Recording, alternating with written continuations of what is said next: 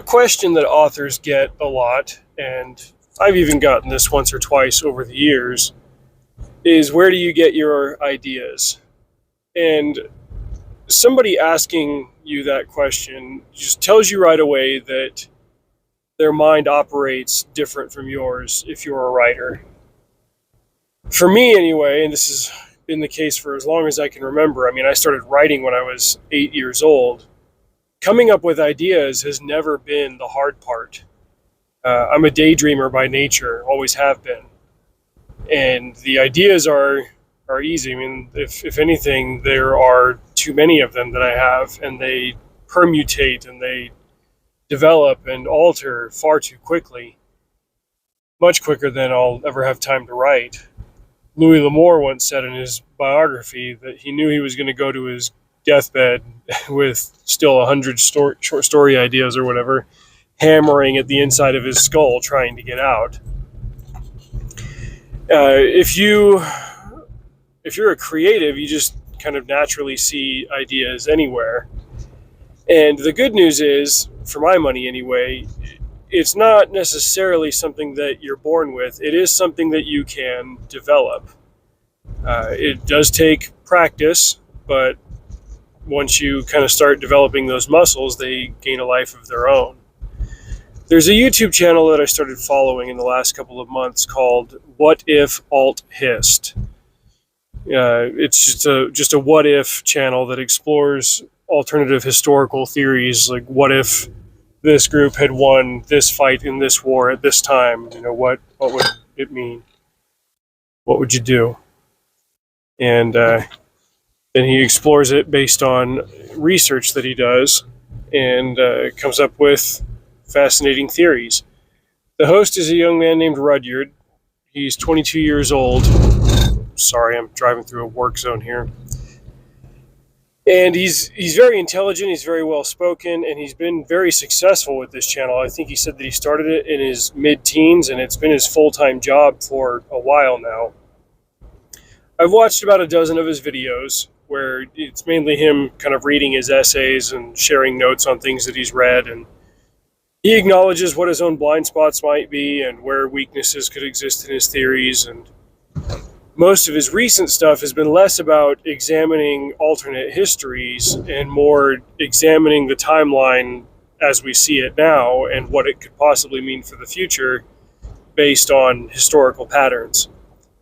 All of this is significant because, I won't get too much into his recent video, but the last couple of theories that he's looked at have actually been kind of troubling as far as what the immediate and long-term futures of the United States could look like.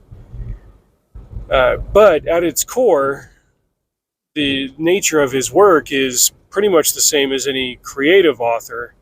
He's just using a different set of criteria to answer the what-if question as he's daydreaming, and he's coming up with practical applications for what he's conjuring up.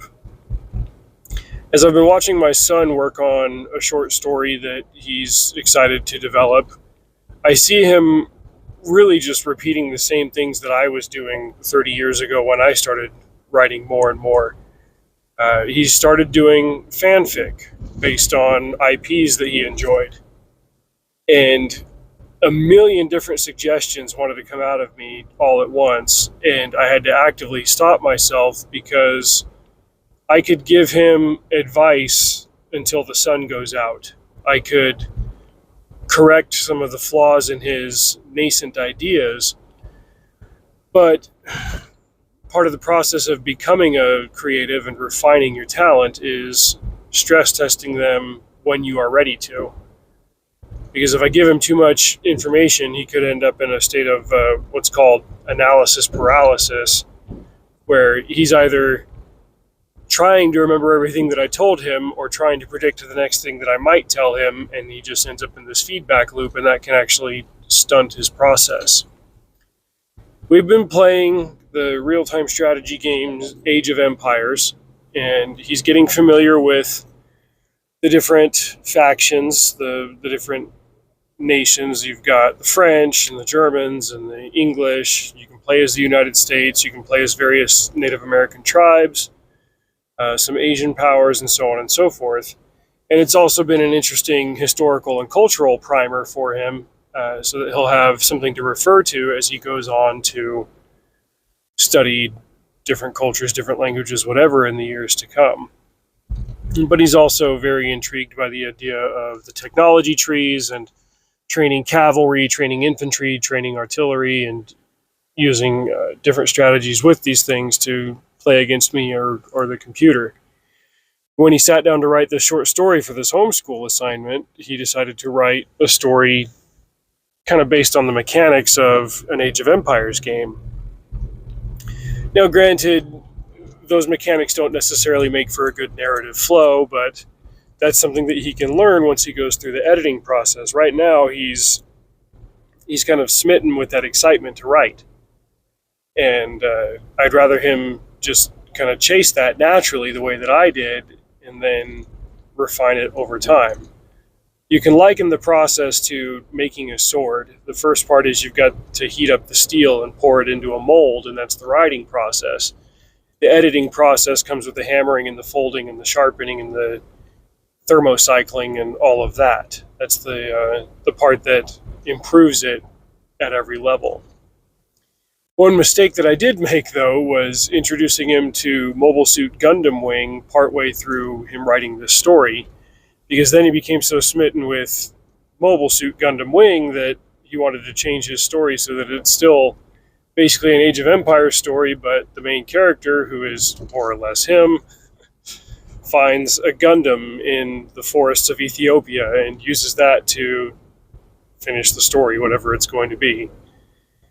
Again, I'm hesitant to discourage him because I don't want to discourage this natural inclination that he has toward using his imagination. The refining process will come later.